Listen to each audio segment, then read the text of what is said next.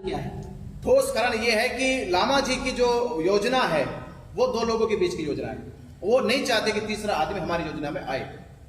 तो हमने कहा कि ये आपकी योजना हो सकती है दो लोगों के बीच में, पर हम आपकी योजना में नहीं, हम आंदोलन की योजना में हैं। और आंदोलन जो है वो महाबोधि महाविहार का है। इस आंदोलन का सबका सहभागी है, पूरे देश के साथ हमें, और देश के आंदोलन को हम इस तरह से दो लोगों के बीच में बिकने नहीं देंगे। आपके पास में जो धम्मदान आया है वो आपने लामा जी तक के पहुंचाया नहीं है। बहुत सारा लाखों रुपए धम्मदान आया, ऐसा उनका कहना है। देखिए, लामा जी को पास 2.5 करोड़ रुपए पहुंचा है। तो लामा उसका बताइए थोड़ा कि धम्मदान आपने कहा? लामा जी के पास 2.5 करोड़ रुपए आया। हमारे पास जो दान आया, उस दान की व्यवस्था हमने 12 तारीख के प्रोग्राम के लिए तैयारी कर रखी है। जो लोग 12 तारीख को बोध गया पहुंच रहे, हम उनके लिए खाने के रुकने की व्यवस्था में जुटे पड़े आदमी। और मीडिया बंधुओं ने देखा कि हमने किस तरह से तैयारी को आरंभ कर दिया था अपने धरना स्थल पर। हमने टेंट कंडौल लगाने की शुरुआत कर दी थी। सामान गिर चुका था कि वो जिम्मेदारी हम ले गए। हमारी कॉल पर देश के बौद्ध समाज आ रहे हैं, बौद्ध समाजों की रुकने की, ठहरने की, खाने की व्यवस्था करनी है। पर हमें क्या पता था कि रातों रात फैसला कुछ और करके आ गए। और उन्होंने फिर प्रशासन से मिलकर हमारे पेंडोल को, हमारे सामान को, हमारे जितना भी टेंट का सामान होता है, खाने का जो सामान होता है, वो वहां से उठवा दिया गया। पर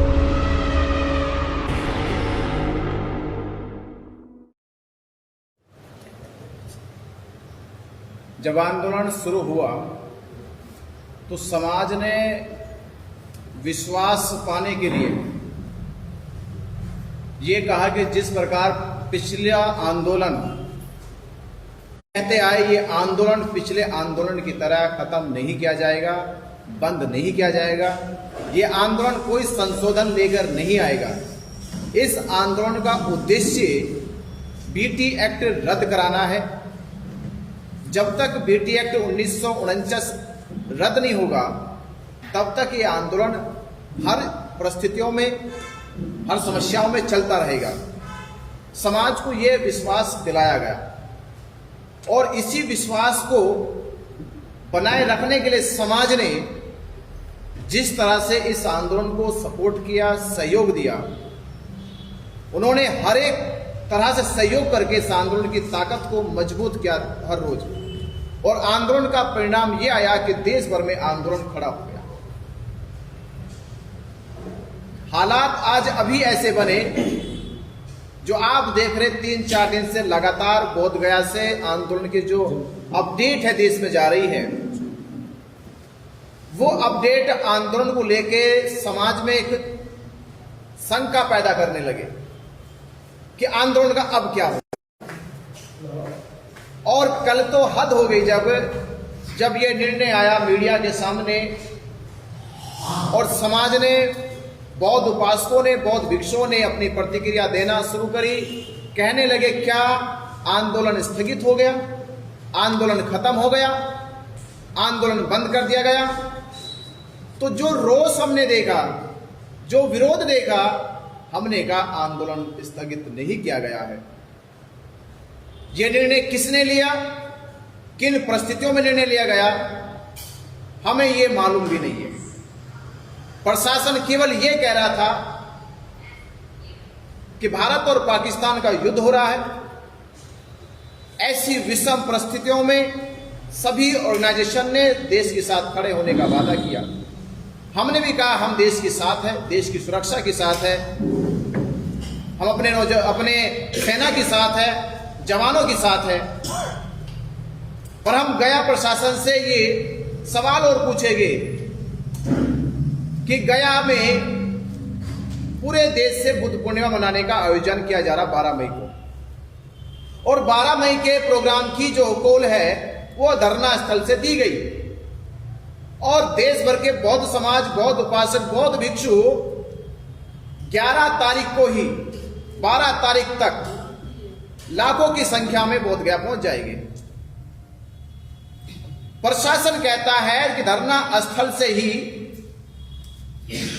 सुरक्षा को कहीं ना कहीं बाधा हो रही है, देश की सुरक्षा में कहीं ना कहीं बाधा उत्पन्न हो रही है। धरना स्थल से केवल 3 किलोमीटर दूर पर ही कालचक्र मैदान है, जहां बीटीएमसी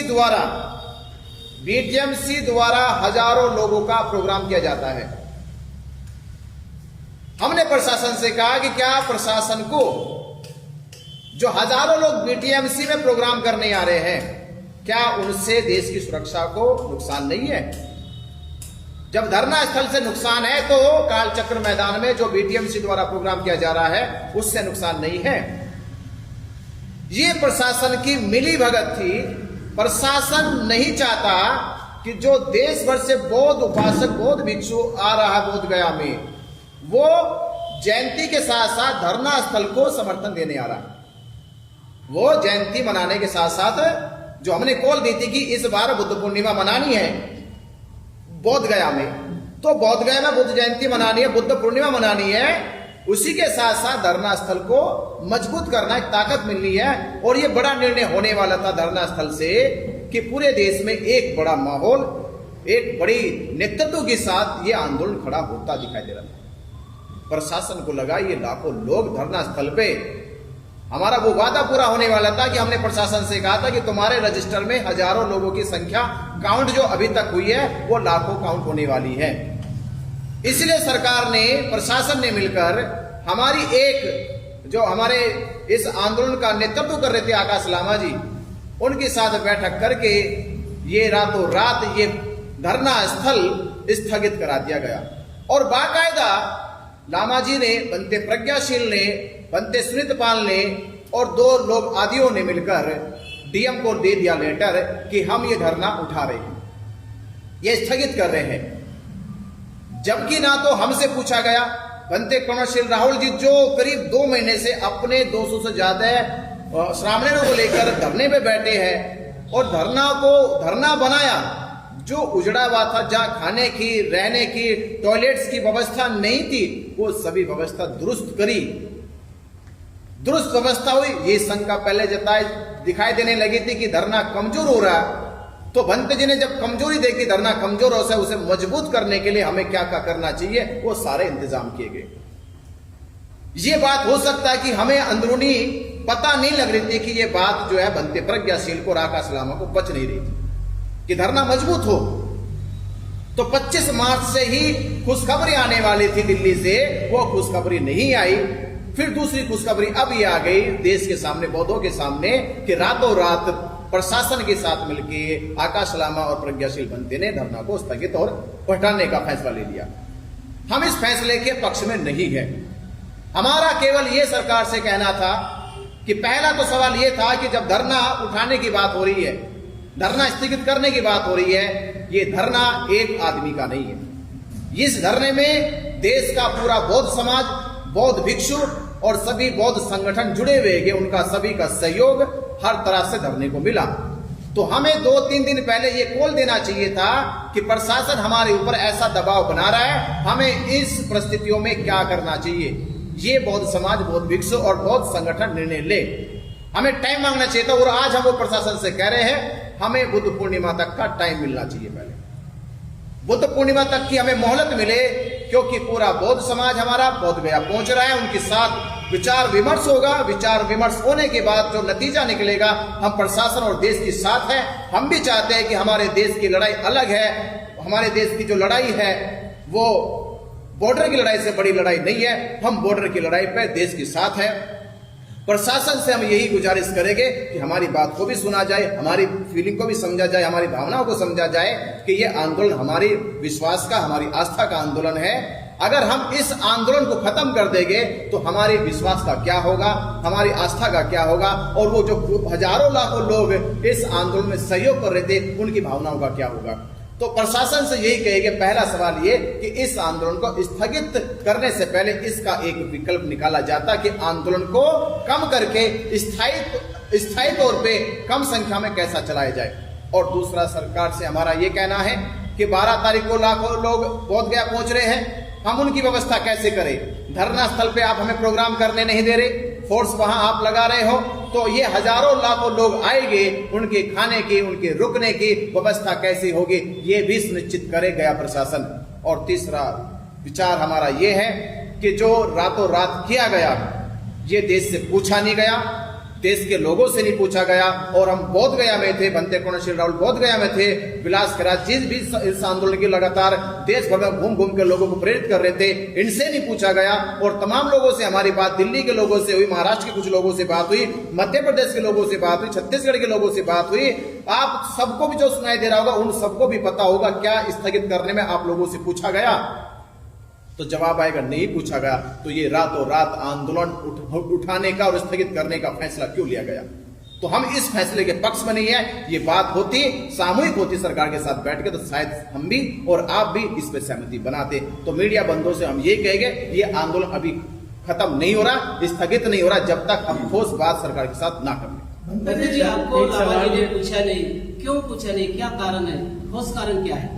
ठोस कारण यह है कि लामा जी की जो योजना है वो दो लोगों के बीच की योजना है। वो नहीं चाहते कि तीसरा आदमी हमारी योजना में आए। तो हमने कहा कि ये आपकी योजना हो सकती है दो लोगों के बीच में, पर हम आपकी योजना में नहीं, हम आंदोलन की योजना में हैं। और आंदोलन जो है वो महाबोधि महाअभियान का है। इस आंदोलन का सबका सहभागी है, पूरे देश के साथ हमें, और देश के आंदोलन को हम इस तरह से दो लोगों के बीच में बिकने नहीं देंगे। आपके पास में जो धम्मदान आया है वो आपने लामा जी तक के पहुंचाया नहीं है, बहुत सारा लाखों रुपए धम्मदान आया, ऐसा उनका कहना है। देखिए, लामा जी को पास 2.5 करोड़ रुपए पहुंचा है। तो लामा उसका बताइए थोड़ा कि धम्मदान आपने कहा? लामा जी के पास 2.5 करोड़ रुपए आया। हमारे पास जो दान आया उस दान की व्यवस्था हमने 12 तारीख के प्रोग्राम के लिए तैयारी कर रखी है। जो लोग 12 तारीख को बोध गया पहुंच रहे, हम उनके लिए खाने के रुकने की व्यवस्था में जुटे पड़े आदमी। और मीडिया बंधुओं ने देखा कि हमने किस तरह से तैयारी को आरंभ कर दिया था अपने धरना स्थल पर। हमने टेंट कंडौल लगाने की शुरुआत कर दी थी, सामान गिर चुका था कि वो जिम्मेदारी हम ले गए। हमारी कॉल पर देश के बौद्ध समाज आ रहे हैं, बौद्ध समाजों की रुकने की, ठहरने की, खाने की व्यवस्था करनी है। पर हमें क्या पता था कि रातों रात फैसला कुछ और करके आ गए। और उन्होंने फिर प्रशासन से मिलकर हमारे पेंडोल को, हमारे सामान को, हमारे जितना भी टेंट का सामान होता है, खाने का जो सामान होता है, वो वहां से उठवा दिया गया। पर हम ये नहीं कह रहे कि वहां से उठ गया तो व्यवस्था नहीं करेंगे, हम फिर भी व्यवस्था देंगे। हम आने वाले सभी अपने धम्म उपासकों को खाने की व्यवस्था देंगे।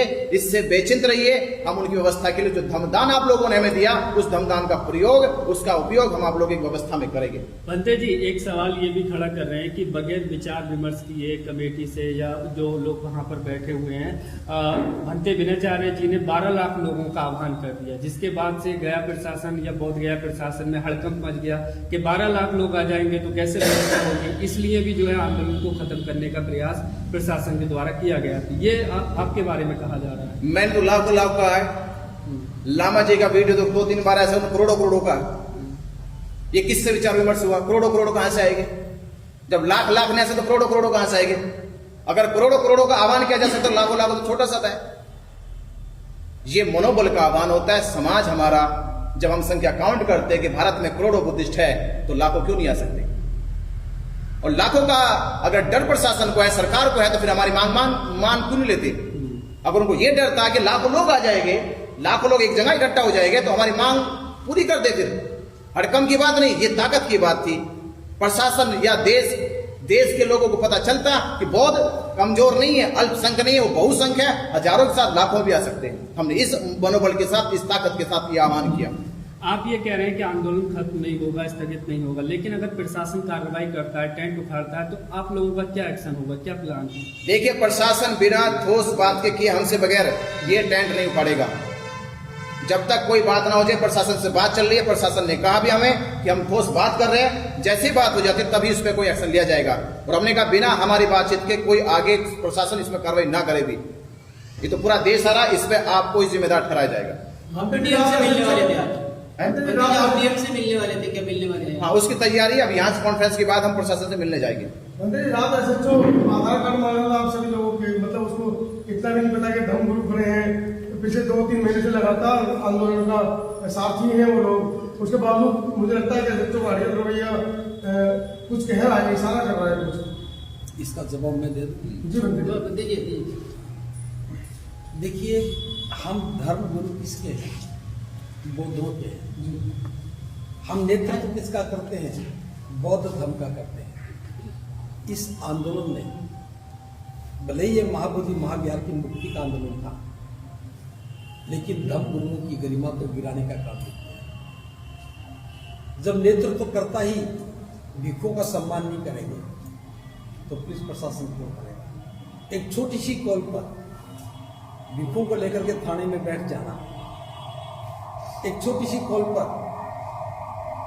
भिक्षुओं को अधिकारियों के सामने बिठा देना, यह गलत था।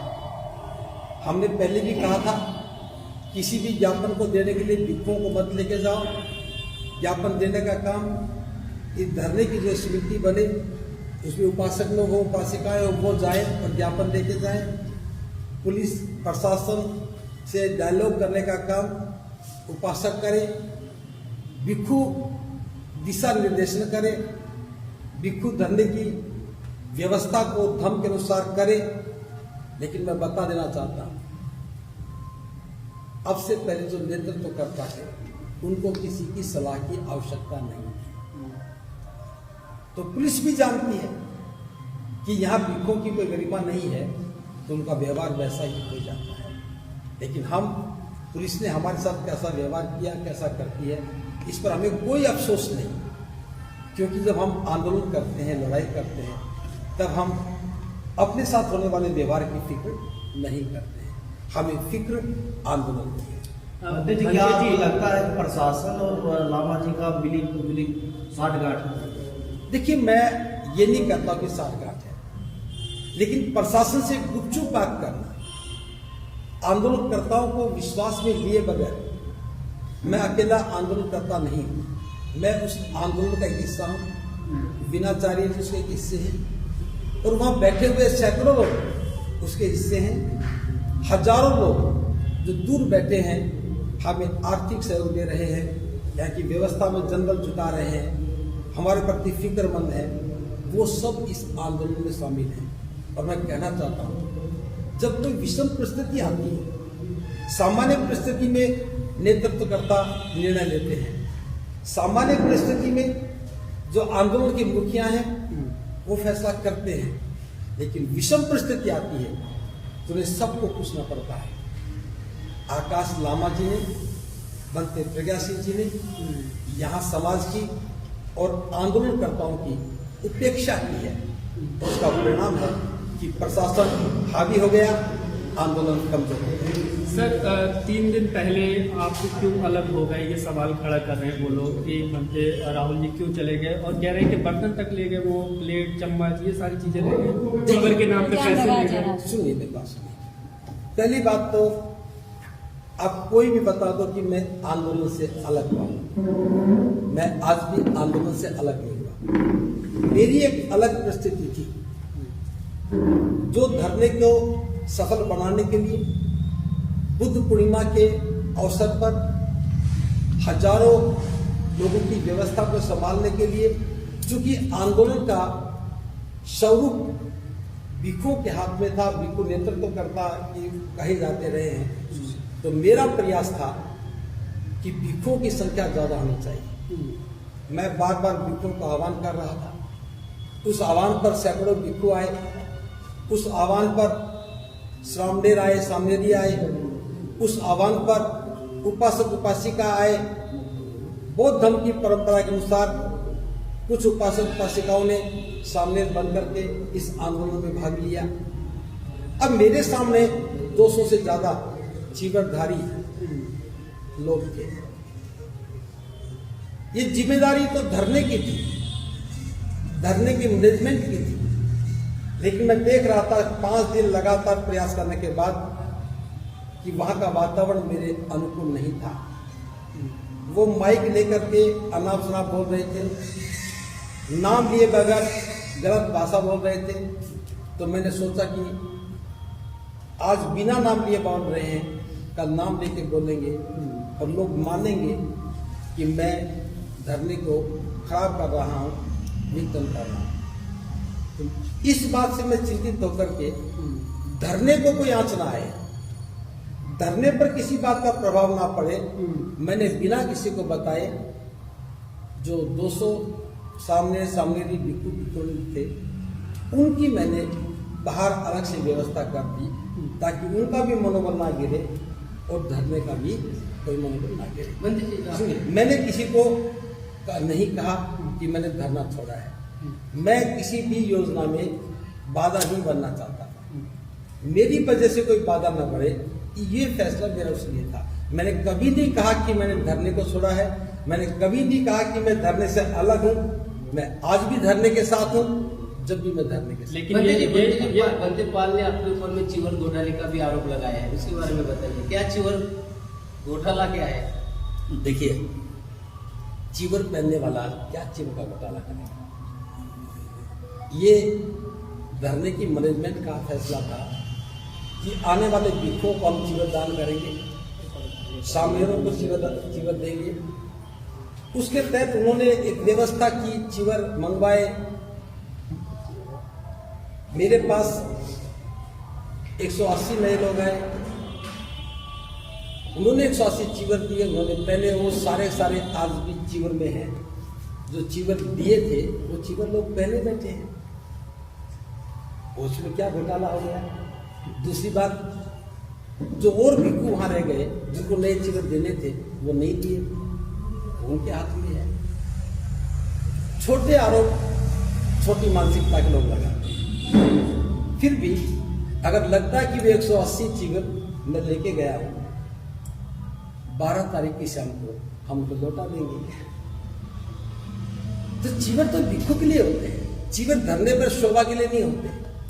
भिक्षुओं को दान दिया है, भिक्षु ने पहने हैं, सामनेरों ने पहने हैं, सामनेरियों ने पहने हैं, ये कोई आरोप थोड़ी ना है। और रही बात ये जो आप बर्तनों की बात कर रहे हैं, बहुत छोटी ओछी हरकत है।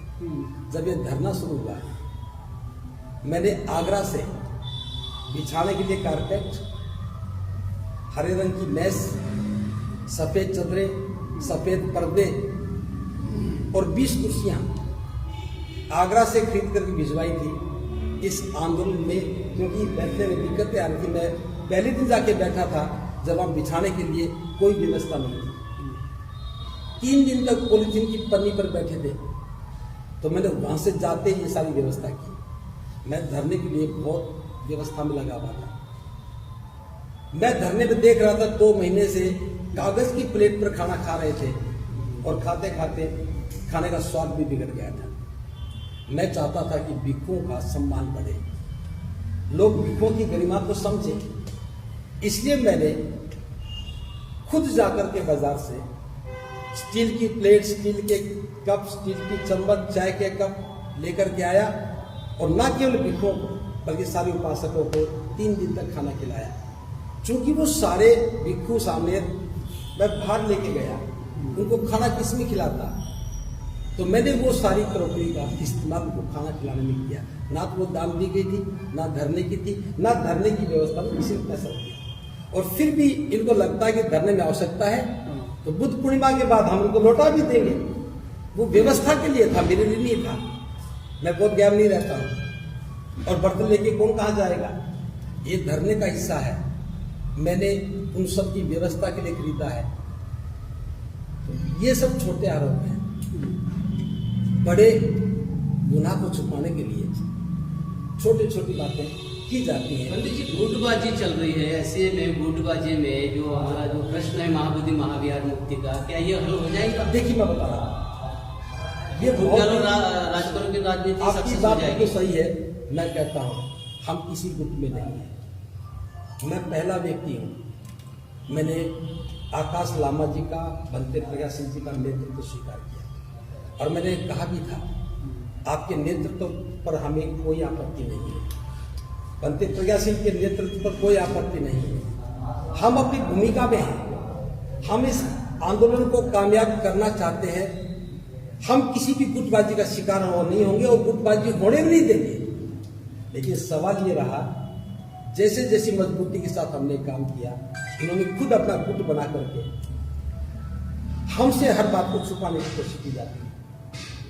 आप देख रहे हो, पिछले 1.5 महीने से मैंने कोई भी प्रेस कॉन्फ्रेंस नहीं की, मैंने कोई प्रश्न नहीं पूछा। क्यों?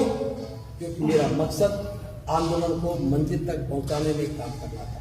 और आज भी मैं कह रहा हूं, हम किसी पर कोई अविश्वास नहीं करते। मैंने आज तक किसी पर आरोप नहीं लगाया।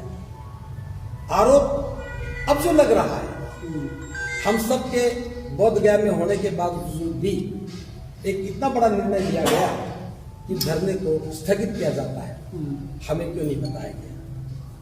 हम पूरी ताकत के साथ यहाँ बैठे हैं। इसके पीछे क्या रहस्य है, हमसे क्यों छुपाया गया? बिहार के लोकल लोग जो दिन रात यहाँ सेवा करने आते हैं, दिन रात यहाँ काम करते हैं, उनको विश्वास में क्यों नहीं लिया गया? अगर प्रशासन का कोई बड़ा दबाव था तो आकाश लामा जी को, भंते प्रज्ञा सिंह जी को वहां से बात करने के बाद आकर के धरना स्थल पर अगर पब्लिक में ना सही तो 150 लोगों के बीच में चर्चा करनी चाहिए थी कि हमारे सामने एक ऐसी परिस्थिति आ गई है, फैसला आपको करना, बताओ हम क्या करें। और एक मिनट मैं कहना चाहता हूं, जो संघ का फैसला होता हम उस संघ के फैसले के साथ, ये फैसला संघ का नहीं हुआ, संगठन का फैसला नहीं हुआ, ये व्यक्ति का फैसला है। और एक बात मैं और बता दूं जो आपके साथ नहीं पूछूंगा, ऑल इंडिया बुद्धिस्ट फोरम का जिक्र करते हैं, ऑल बुद्धिस्ट ऑर्गेनाइजेशन का जिक्र करते हैं, आज तक लामा जी ये नहीं बता पाए। मैं मेंबरशिप की बात कभी नहीं करता, हम बिल्कुल भी जब भी कहा था कि हम मेंबरशिप की बात, लेकिन आंदोलन को चलाने के लिए, धरने के लिए एक समिति का होना जरूरी होता है। जो बनी है वो सिर्फ आपको बताने के लिए, उसका कोई पेपर वर्क नहीं है, कोई डॉक्यूमेंट नहीं। फैसला लेकर के प्रेस कॉन्फ्रेंस कर देना, ये समाज के साथ, भिक्षु संघ के साथ और आंदोलन के साथ एक विश्वासघात है। इसलिए आपको लगता है कि हमारा गुट है। मैं फिर कह रहा हूं, हमारा कोई गुट नहीं है, हम अलग से कोई काम नहीं करने वाले, हम अलग से कोई व्यवस्था की बात नहीं करने वाले। अभी तक भी हम उसी धरने के लिए काम करते रहे थे और आज उसी धरने के लिए काम करते रहेंगे। और मैं फिर कह रहा हूं, हमारे नाम से कोई अलग गुट नहीं होगा। तो आप सब धरना पे बैठेंगे वहां पे? अगला कदम क्या रहेगा? अगला कदम तो हम पहले देख ले दो, हम प्रशासन के पास जा रहे हैं, बात करेंगे, हम उन्हें कहेंगे कि बुद्ध पूर्णिमा तक कम से कम हमें सोचने समझने का अवसर दो। जो लाखों लोग आ रहे हैं, अभी आपने बंटी विनोद जी, ये आपने आह्वान क्यों किया? कोई भी आह्वान आंदोलन कोई व्यक्ति कर सकता है। अब मैंने भी कहा सभी भिक्षुओं को आना चाहिए, क्या इसके लिए कोई परमिशन लेनी पड़ेगी? आंदोलन में हम रोज कहते हैं सभी उपासकों को आना चाहिए। ये नीतिगत फैसले नहीं होते, ये उस धरने की शक्ति के कामयाबी के लिए कहा जाता है। इन्होंने कहा 12 लाख आएंगे, ये कहते 12 करोड़ भी आएंगे, तो उसमें कोई एफआईआर दर्ज होती है क्या? राजनेता कार्यक्रम करते हैं तो लाखों लोग आएंगे और आते सैकड़ों। ये पब्लिक ओपिनियन रहती है, पब्लिक में मैसेज देना होता है। और ये सब किसके लिए थे? क्या इन्होंने ये कहा कि मेरे लिए आओ? मैंने जब भिक्षुओं से आह्वान किया तो क्या मैंने कहा कि मेरे लिए आओ? मैंने मार्च के महीने में ही कहा था सारे भिक्षुओं को इस बार बुद्ध पूर्णिमा, बुद्ध विहार, बौद्ध विहार मनानी चाहिए।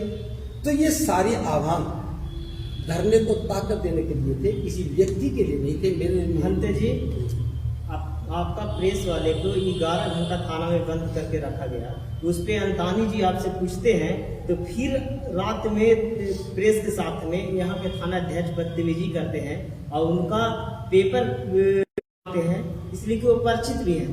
इसका क्या लग रहा है आपका पत्रकार? जैसा लामा जी संघ ने पूछा था, उन्होंने बताया कि हमने प्रयास किया है और हमने उस सिचुएशन को हैंडल किया है। अब मुझे ज्यादा नहीं पता कैसे हैंडल किया है। पंडित जी वहाँ धरना स्थल पे बैठना शुरू करेंगे? हम धरना स्थल पे ही बैठे हैं, बाहर कहाँ है? थोड़ा सर को बोले पंडित जी, एक मिनट माइक दीजिए, थोड़ा सा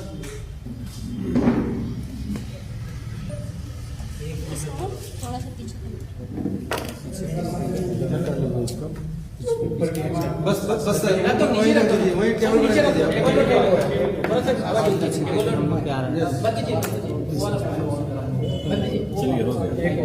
ये लगाए ये लगा थोड़ा सा। अरे वहीं लगा, अरे नीचे ठीक है, आ जाएगा।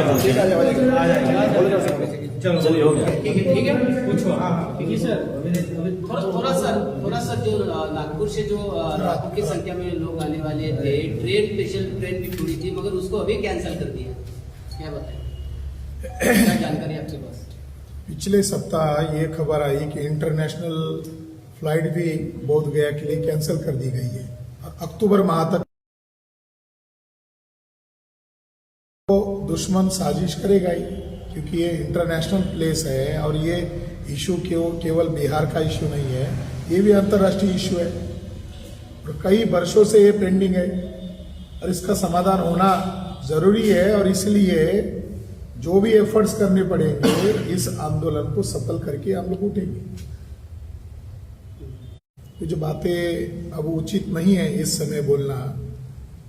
हम लोग उनसे डिस्कशन करके बाहर गए थे कि कितने दिन तक हम यहाँ बैठे रहेंगे। ये आंदोलन देशव्यापी आंदोलन बन गया है, क्योंकि केवल सोशल मीडिया पर नहीं होना चाहिए। अगर इसका रिजल्ट लाना है तो अलग अलग राज्यों में सभाएं करनी होगी।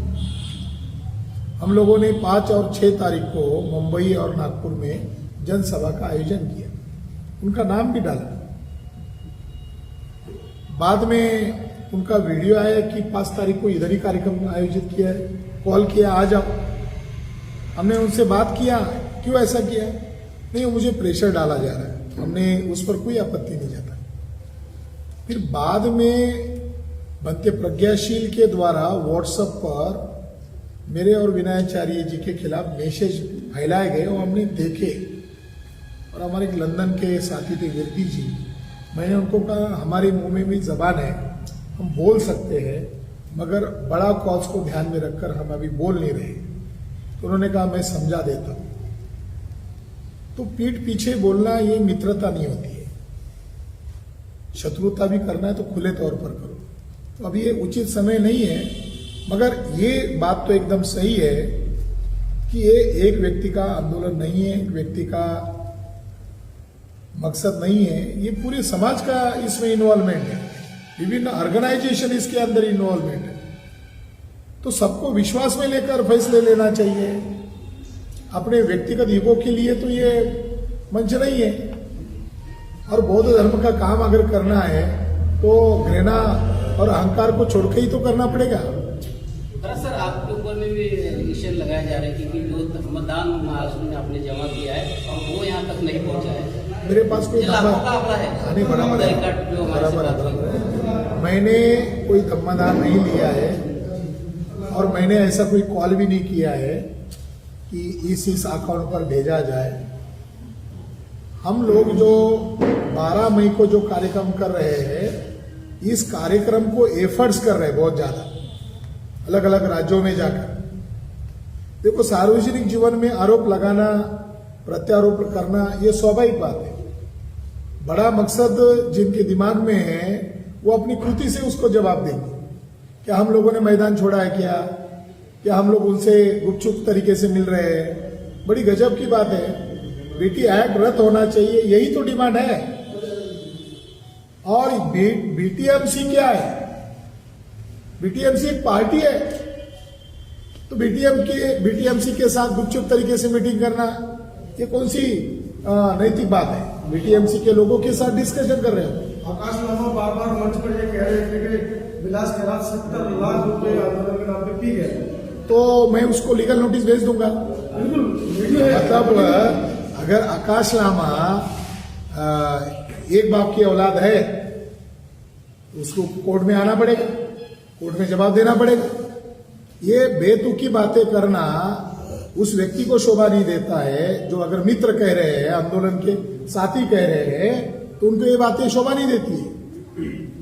उनके बैंक अकाउंट सील हो गए हैं। हाँ। इस पर क्या कहेंगे? तो बुद्ध का सिद्धांत है, जैसे कर्म वैसे फल।